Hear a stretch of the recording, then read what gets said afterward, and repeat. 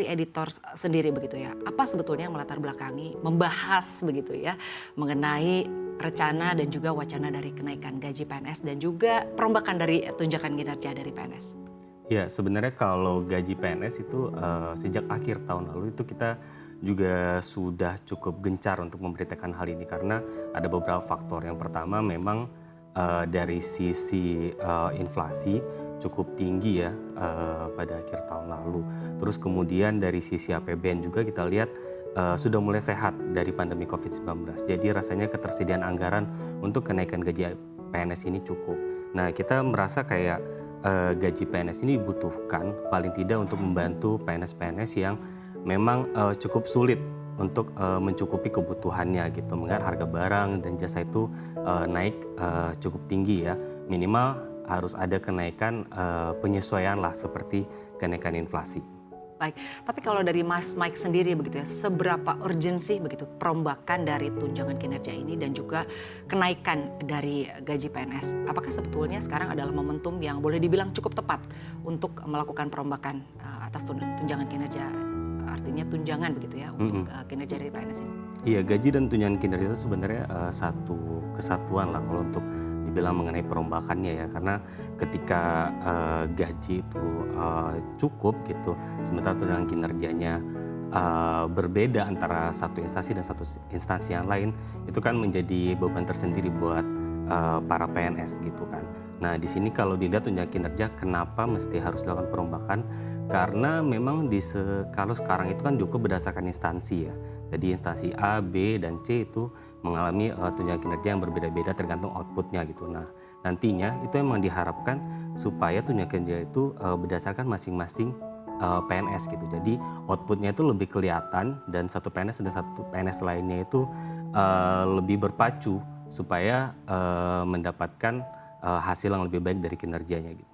Baik, terkait dengan upaya pemerintah untuk menaikkan gaji dari PNS begitu ya, dilihat juga nanti akan ada perbedaan dari setiap instansi atau mungkin dari per individu juga begitu ya, akan ada perbedaan agar diharapkan bisa saling berpacu untuk memberikan yang terbaik ya. Tapi sebetulnya apa yang bisa dijadikan barometer atau mungkin tolak ukur begitu? Seperti apa sih boleh dibilang ini sudah berkinerja baik atau mungkin yang lainnya belum berkinerja baik? Anda sendiri melihatnya seperti apa, Mas Mike? Iya, ini kan indikatornya sudah ditetapkan sendiri sama pemerintah ya melalui reformasi birokrasi ya. Karena ada beberapa hal yang menjadi indikator supaya birokrasi ini lebih berdampak gitu kepada masyarakat. Salah satunya itu bagaimana supaya kemiskinan di daerah atau secara nasional itu turun. Terus kemudian bagaimana birokrasi itu bisa membantu masyarakat dari sisi hal-hal sederhana lah, administrasi, untuk keperluan pribadi masyarakat atau yang lebih besar seperti investasi gitu. Karena kemiskinan, investasi dan lainnya itu akan sangat membantu untuk perekonomian nasional juga. Baik, sekarang ke Mbak Esa nih. Saya ingin menanyakan, Mbak Esa, menurut Mbak Esa sendiri, sebetulnya seberapa urgensi begitu ya kenaikan gaji dari PNS ini dan juga tunjangan kinerja ini dirombak?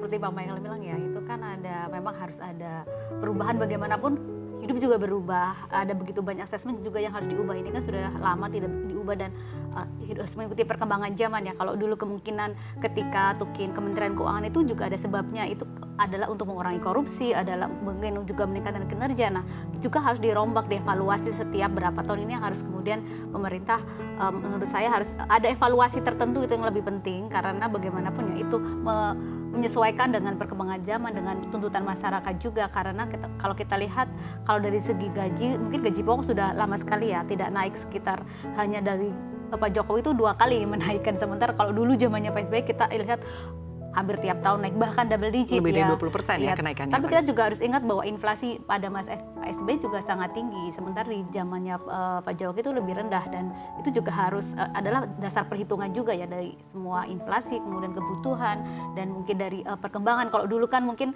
kebutuhan pulsa mungkin tidak sekencang sekarang, kalau sekarang kan juga ada kebutuhan-kebutuhan lain yang berkembang.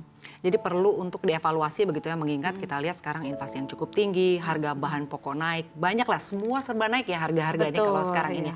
Tapi Mbak Esa, kalau dari sisi anggaran sendiri begitu ya, anggaran belanja negara begitu, dilihatnya akan seperti apa nih jika artinya nanti memang kemudian di-approve nih kenaikan gaji dari PNS dan juga tukinnya? Kalau kita sekarang lihat kan mungkin porsinya sekitar 13-14% ya dari belanja negara. Mungkin kalau belanja sekarang negara sekarang 3.000, belanja pegawainya sekitar 400.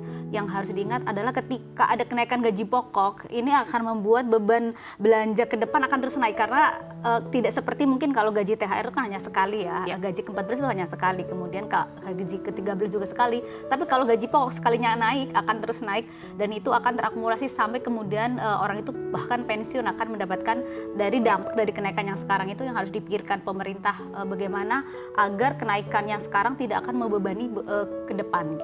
Baik, lalu jika dikaitkan dengan data makroekonomi kita nih, sebetulnya akan seperti apa nanti kondisinya ke depannya? Kalau kita lihat sebenarnya ada peran dari konsumsi pemerintah, belanja pemerintah kan tidak terlalu besar ya.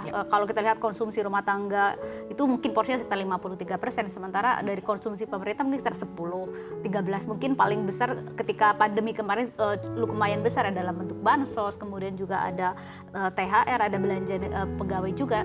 Tapi kalau dilihat itu belum tidak apa-apanya dibandingkan konsumsi masyarakat pada umumnya yang sangat-sangat besar dari swasta ya. Kita lihat itu kan juga mengenerate-nya jauh lebih besar daripada hanya belanja pegawai dan belanja konsumsi pemerintah sendiri.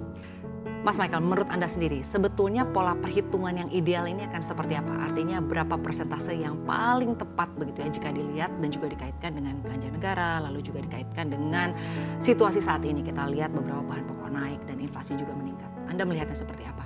Iya, paling ideal untuk kenaikan gaji PNS sebenarnya seperti kenaikan inflasi ya. Kalau memungkinkan mungkin kenaikan inflasi plus pertumbuhan ekonomi gitu, supaya mereka juga mendapatkan kehidupan yang layak lah gitu, seperti masyarakat lainnya gitu. Nah ini juga bisa disejajarkan misalnya dengan kenaikan UMP. Nah jadi tidak ada kesenjangan lah gitu antara PNS juga ataupun dengan karyawan swasta gitu. Nah kalau tunjangan kinerja sendiri, memang idealnya cukup penilaiannya diubah supaya tidak ada kesenjangan juga antar para PNS-nya gitu. Karena kita lihat sekarang juga banyak yang jadi sorotan publik di media sosial ketika ada satu instansi yang tukinnya sangat besar, terus ada instansi yang tukinnya sangat kecil gitu. Nah di satu sisi ketika gaji mereka sama-sama tidak naik, ya mungkin yang tukinnya kecil akan merasa bebannya lebih besar gitu, berteriak gitu. Kalau mungkin Pak Menteri Pan-RB bahkan mencontohkan ada PNS di daerah yang tukinnya cuma 2 juta, sementara daerah lain itu ada yang bisa mencapai 20 juta gitu. Itu kan sangat timpang sekali gitu. Nah dengan perubahan ini diharapkan memang kesenjangan itu bisa teratasi dan mereka juga sama-sama bisa meningkatkan kinerja nantinya.